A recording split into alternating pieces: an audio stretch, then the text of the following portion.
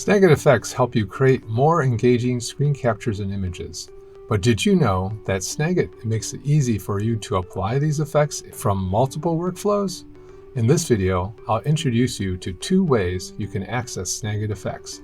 First, Snagit effects can be applied to any image from the Snagit editor. For quick access, click on the Effects button in the lower right-hand corner of the editor window.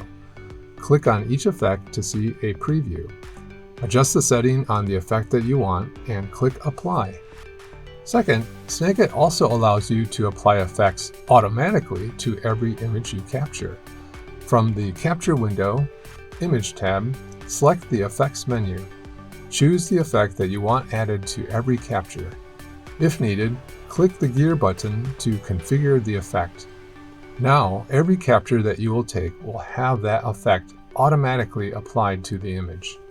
So give Snagit effects a try using whichever workflow best meets your needs. Either way, Snagit effects will help you enhance your images and screen captures in the most efficient way. Thanks for watching.